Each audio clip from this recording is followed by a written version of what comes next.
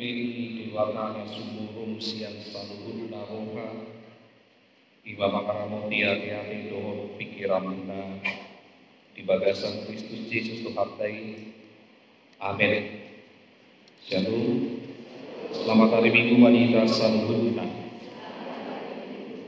Kurian itu hatta petangi rumah Jalita dilikuta sadarion nama rojahan sian buku pesalmen itu 110 sian membuka mesian ayat sada roni ayat baru atau Mazmur pasal 119 dimulai dari ayat yang pertama sampai dengan ayat yang ke-8.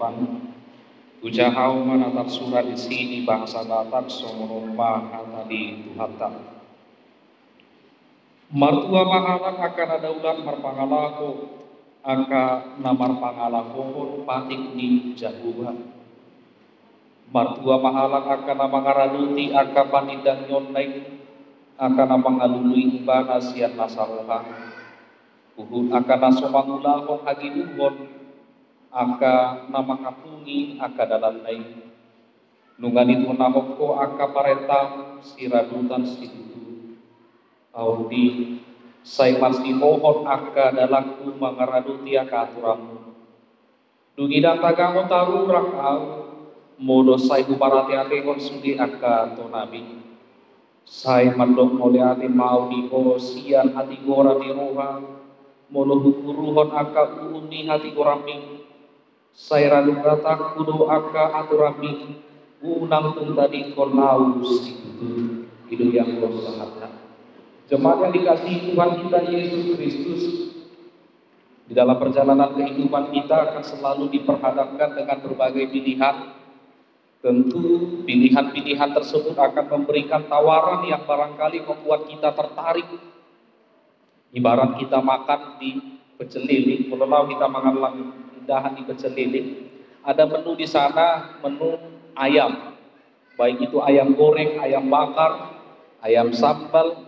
Nah, yang unik dalam kategori masak ayam tadi ada lagi klasifikasi ini ayam kampung, ini ayam negeri. Jadi banyak tawaran, tapi menunya ayam. Menu ayam tapi ayam ini bahkan ada ayam kampung, ayam negeri. Ada tawaran, ada rasa yang berbeda, ada harga yang juga berbeda, ada bentuk yang juga berbeda. Nah, bagaimana kita menikmati ini? Tentu kalau kita mau makan tadi di pecel lele, ada yang memesan ini, ada yang memesan ini. Kenikmatannya berbeda. Saya lebih suka ayam goreng negeri. Saya lebih suka ayam panggang kampung dan lain sebagainya. Dan kita menyantap itu, kita akan merasakan sebuah kenikmatan yang bisa saja memuaskan rasa lapar kita. Begini juga tentang hidup. Hidup ditawari dengan berbagai pilihan yang menjanjikan kebahagiaan. Saat ini ada sebuah realita yang mungkin 1-2 orang kita sadar. Bisnis yang paling menjanjikan di zaman sekarang yang menghasilkan profit atau untung yang paling besar adalah bisnis skincare. Bisnis skincare. Alamiah ada halak pada bang burua umur 25 tahun limana yang bernama Melvina Husyati masih 25 tahun dengan bisnis skincare. Dia menjadi kaya raya, bahkan dia sudah memiliki Indomaret 25 tahun karena bisnis skincare. Dan tidak hanya perempuan tersebut, ada juga laki-laki, seorang YouTuber. Selain dia sebagai YouTuber, dia juga punya bisnis skincare. Dan memang kenyataannya bisnis skincare di zaman sekarang menjanjikan profit atau untung yang besar. Pertanyaan, kenapa? Bahkan sekarang bisnis skincare jauh lebih aman daripada saham yang sering dibilang orang kalau mau jadi kaya ya investasi saham, investasi emas, tanah dan lain sebagainya. Dan sekarang ini skincare. Karena apa? Sekarang orang banyak berbahagia karena penampilan. Penampilan yang glowing membuat kita senang. Saya yakin para mahasiswi di sini minimal lah saya katakan 60% dari yang hadir sini ada skincare ya kan. Pasti perhatikan penampilan masing-masing. Ada merek ini, ada MS Glow, ada apa segala macam. Saya kurang tahu karena saya tidak pernah pakai. Tapi karena saya sering mendengar di rumah berbicara tentang skincare, oh ini yang lagi hangat saat ini. Nah, oleh sebab itu kita mau lihat prioritas kebahagiaan manusia milenial di zaman sekarang adalah penampilan. Dan lihat, kita sekarang bisa melihat bagaimana penampilan ini semakin ditonjolkan. Realitanya di negara kita Indonesia, ciri-ciri orang sukses terlihat dari penampilan. Ini sekarang yang ditonjolkan.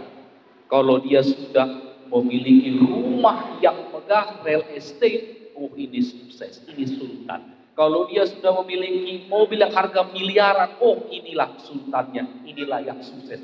Gaya hidup juga yang mewah, inilah sukses. Sehingga banyak orang sekarang berbondong-bondong menjadi YouTubers. Karena apa? Ada AdSense, ada uang yang dapat dihasilkan. Inilah sekarang. Dan ini semakin mempengaruhi generasi muda sekarang. Lebih mementingkan penampilan. Tolak ukur kebahagiaan adalah penampilan di zaman modern. Namun segala hal yang dikatakan dengan kebahagiaan dengan versinya masing-masing. Kalau dulu, apalagi kalau orang Batak, mulu halak Batak, pola mertunggu be, akan nama hamarangi rahmangan, itu hal nah itulah kebahagiaannya. Kalau sekarang tidak, jarang sekarang. Saya lihat sendiri realitanya, keluarga orang Batak minimal 1 kali sehari makan bersama. Sudah jarang. Tapi kalau dulu, unang sanga makan dak anak, mau suicide be, naturas. Jangan sempat makan kalau bapak belum datang di situ. Jangan sempat kita makan kalau bapak belum katakan ayo kita makan. Inilah versi zaman dulu. Versi sekarang tidak. Versi sekarang sudah berbeda. Namun kita akan diperhadapkan dengan kebahagiaan yang akan mengalahkan segala versi-versi dan tidak akan pernah dimakan zaman oleh dunia ini. Inilah kebahagiaan yang sesungguhnya, yang jauh lebih indah. Kebahagiaan seperti apa itu? Inilah yang disuarakan topik minggu kita. Kebahagiaan orang yang hidup menurut Taurat Tuhan. Tuhan lihamat dadaulah maroha. Ada kebahagiaan yang dijanjikan Tuhan yang jauh lebih indah. Lalu kita akan menggali ini. Yang pertama, siapa orang yang berbahagia? Siapa orang yang berbahagia? Iseno nomor 2 itu. Saya mau bertanya kepada jemaat yang hadir di sini, ada di antara kita yang sedang tidak di dalam rasa bahagia? Atau kalau datang sini, sangat dobe marbada amata do inata, ujungda, sahat di gereja, asing do muhida, murhing. Ada di antara kita yang sedang tidak dalam keadaan bahagia. Mungkin saja ada. Mungkin saja ada atau karena situasi-situasi yang lain. Namun saya tegaskan apapun yang kita hadapi sekarang, kita sedang berkumpul dalam ruang bahagia. Inilah ruang bahagia itu.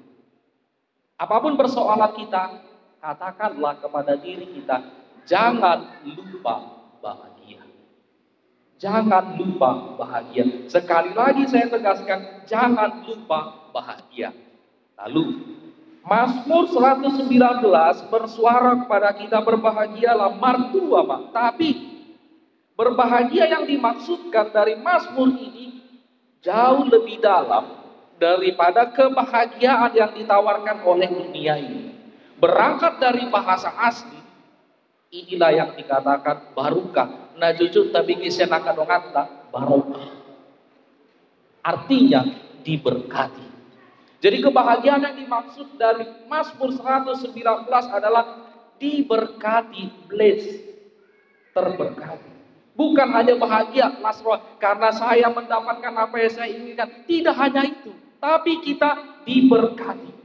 Oleh sebab itu, ketika kalimat jangan lupa bahagia, kita lihat dalam situasi, kalau saya sakit, katakan jangan lupa bahagia. Karena apa? Meskipun saya sakit, Tuhan Yesus bersama saya. Ketika saya menghadapi persoalan-persoalan hidup, jangan lupa bahagia, karena saya tahu Tuhanlah yang akan menjadi solusi dari setiap persoalan saya dan lain sebagainya. Inilah kebahagiaan yang dirasakan oleh pemazmur, dan inilah firman Tuhan yang dapat membuat kita jatuh cinta kepada semua firman Tuhan. Ini adalah firman Tuhan yang dapat membuat kita jatuh cinta kepada semua firman Tuhan.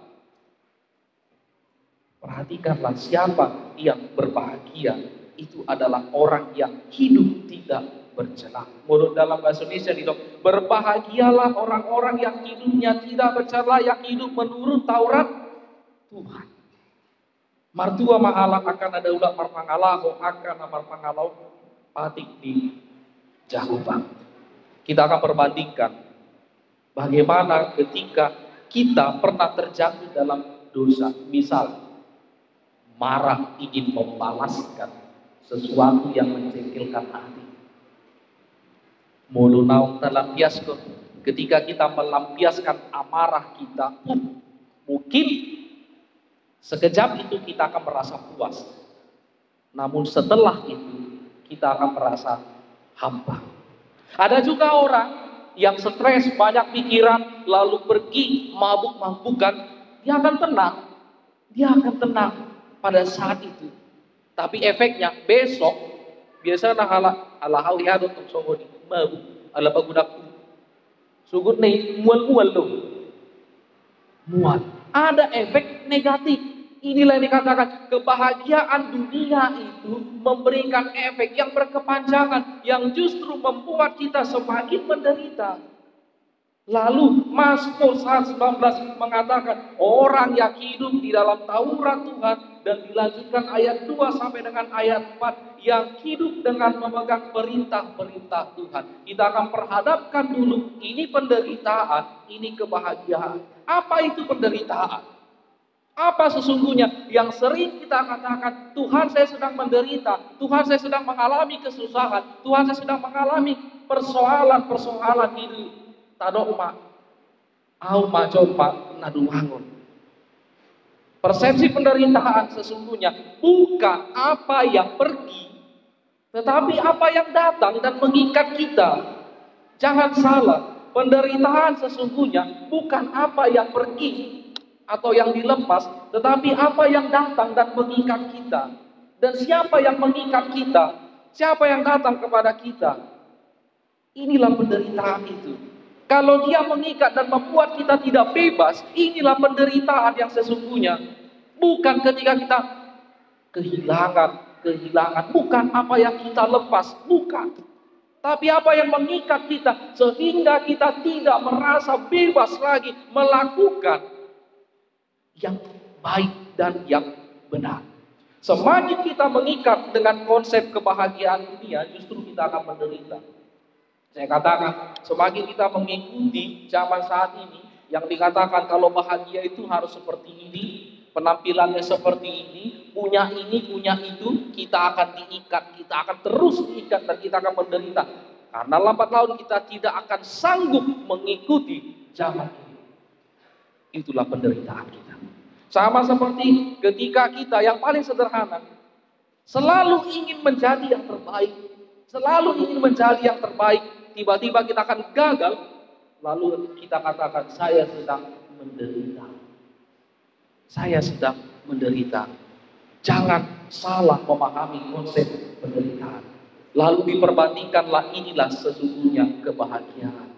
Supaya kita tidak salah. Jangan kita kebahagiaan kita katakan penderitaan kita katakan kebahagiaan.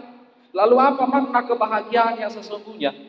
Bukan apa yang datang. Bukan apa yang datang kepada kita. Bukan apa yang mengikat kita. Tetapi apa yang pergi. Apa yang kita lepas.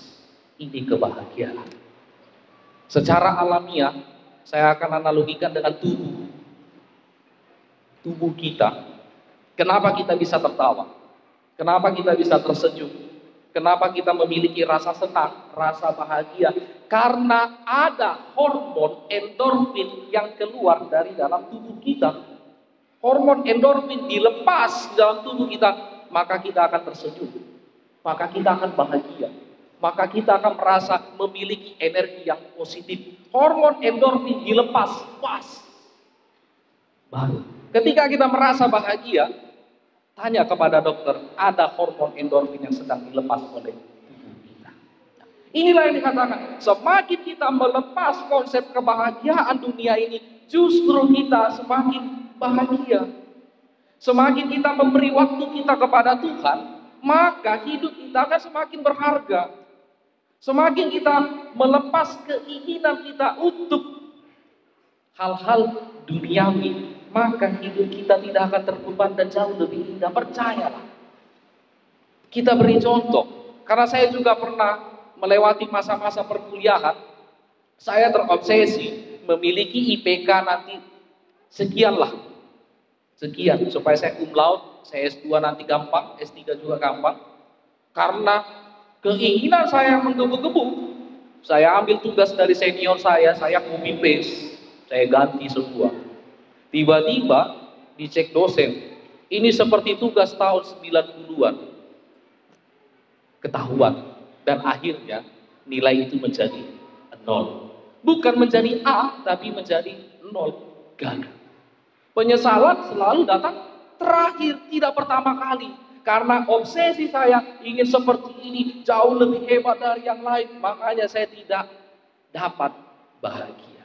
Nah, oleh sebab itu, kenapa orang yang tidak bercela, yang berperilaku seturut Taurat dan firman Tuhan tadi, ini mendapatkan kebahagiaan? Karena sesungguhnya kita diciptakan segambar dan serupa dengan Allah. Mau melihat Tuhan, tatap orang-orang yang ada di sekitar kita. Mereka gambarannya. Mau berbuat baik, berbuat benar kepada Tuhan, lakukan kepada mereka. Sebaliknya, kalau kita tidak lakukan itu kepada mereka, kita juga seperti itu kepada Tuhan. Mau sejahat-jahatnya orang, mau menjengkelkan kali orang ini, tetap dia adalah gambaran Tuhan, segambar dan serupa dengan Tuhan.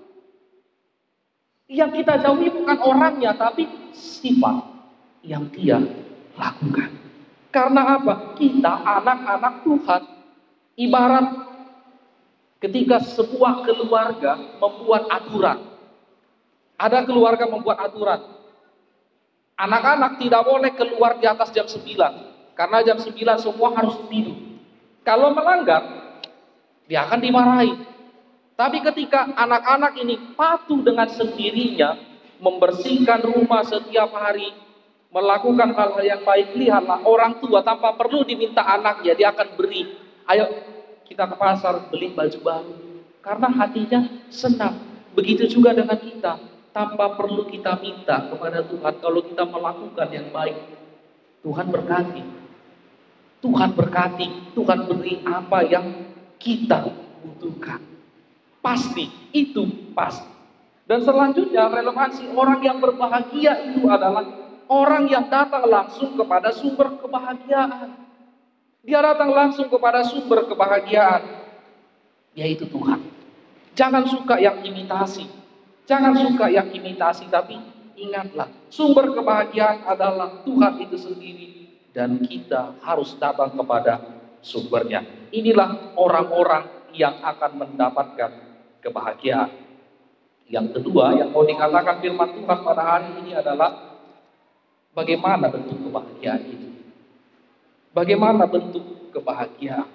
Mari kita berandai-andai.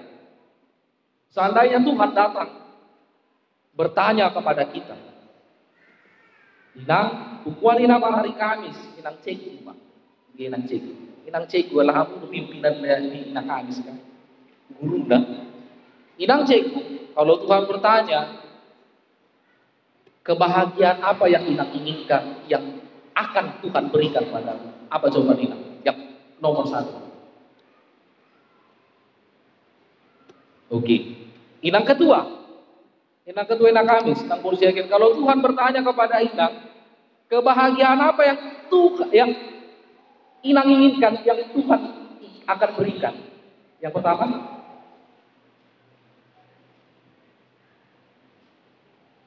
apa? Melayani tunai. Kedua, keluarga. Tiga, bingung. Jangankan inang ini, kalau saya ditanya Tuhan, kebahagiaan apa yang kamu minta Pak Pendeta? Saya bingung.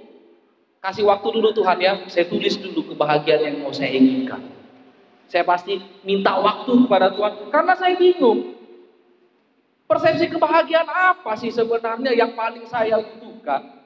Kebahagiaan seperti apa sih? Apakah itu berupa kesehatan, kepintaran, kehormatan, kebijaksanaan, pekerjaan, anak, jodoh, atau semuanya?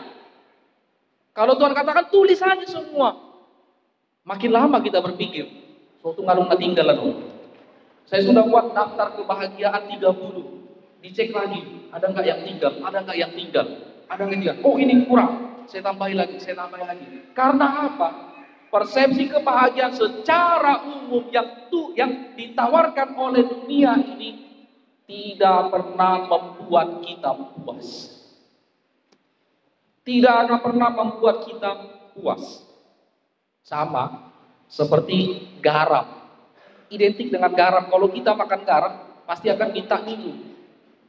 Kebahagiaan dunia itu seperti kita makan garam. Kita akan minta lagi, minta yang lain supaya kita puas. Karena kebahagiaan dunia tidak akan bisa memuaskan kita, karena kebahagiaan dunia berasal dari dunia dan dia akan musnah di dalam dunia ini. Lalu sekarang, apa yang harus kita minta kepada Tuhan supaya kita bahagia?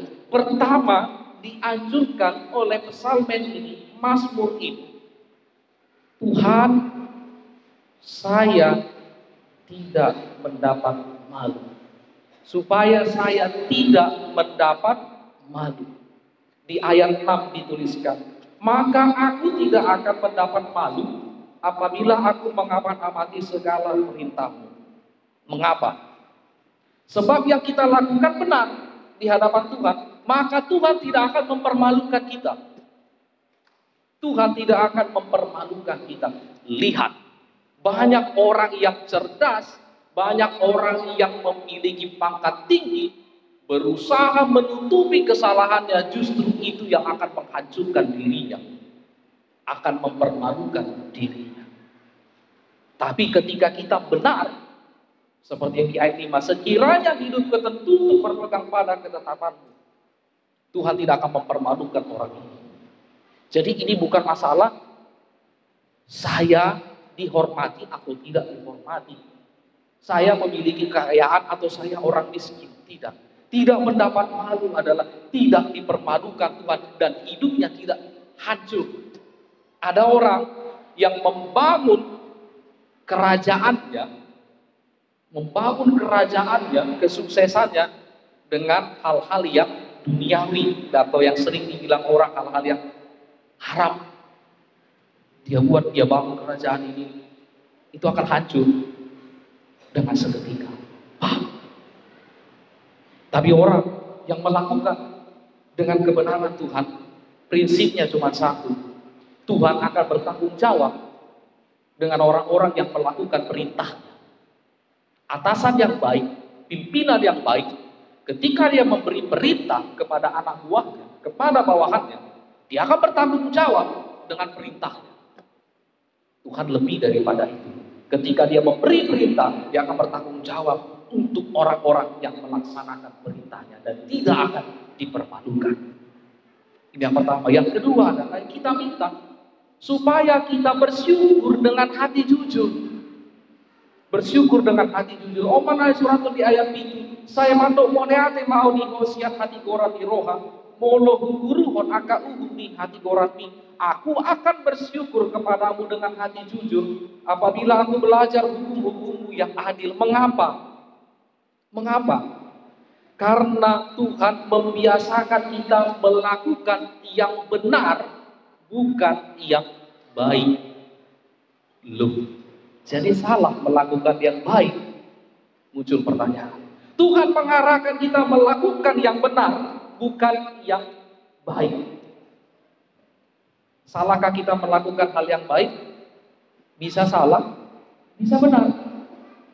Karena kebaikan dalam pola pikir seseorang itu berbeda-beda.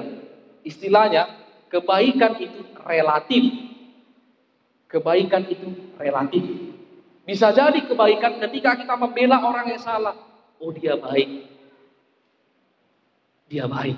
Tapi kalau dia mengatakan, menegur orang yang salah, dikatakan itu tidak baik. Tapi dia benar. Tuhan arahkan kita bukan yang baik di hadapan orang, tapi benar. Karena kebenaran akan firman Tuhan, ketika kita melakukan itu, kita tahu bahwa kita tidak akan mendapatkan ganjaran hukuman apapun dari Tuhan. Lempang perasaan kita. Meskipun orang tidak suka, peduli amat. Kenapa? Saya bisa kasih contoh. Kita bisa survei sendiri. Benar atau tidak perkataan saya. Pilih 3 orang yang dekat dengan kita. Pilih 3 orang yang dekat dengan kita. Katakan kepada mereka, tuliskan gambaran terhadap diriku. Dia akan tuliskan berbeda. Kalau suami, kalau anak-anak, dia akan memberikan gambaran berbeda kepada si ibu, kepada si istri. Apakah kita mau mengikuti semuanya? Tidak akan bisa. Itu masih 3. Bagaimana ketika 10 orang? Kalau kita hanya mau mengikuti, oh seperti inilah kau, seperti ini, tidak akan bisa. Yang menderita siapa? Diri kita sendiri. Tapi ketika kita melakukan yang benar di hadapan Tuhan, ingatlah, tidak akan ada beban dalam diri kita. Oleh sebab itu, saya tidak akan membungkus teks ini dengan hal-hal yang manis. Namun saya anjurkan, menurut firman Tuhan hari ini, telan mentah-mentah teks ini. Jangan tafsir dengan pola-pola pikir kita. Karena logika atau perasaan kita tidak akan bisa membungkus ini jauh lebih indah daripada firman ini sendiri. Telan ini mentah-mentah. Kebahagiaan sesungguhnya adalah mengikuti firman Tuhan. Bukan permasalahan ini firman yang monoton, tapi inilah yang mau dikatakan. Buktikanlah. Kalau kita telan mentah-mentah firman Tuhan hari ini, kita akan semakin mencintai Tuhan dan setiap perintah Tuhan. Lalu berkat kebahagiaan akan ada di dalam kehidupan kita. Amin.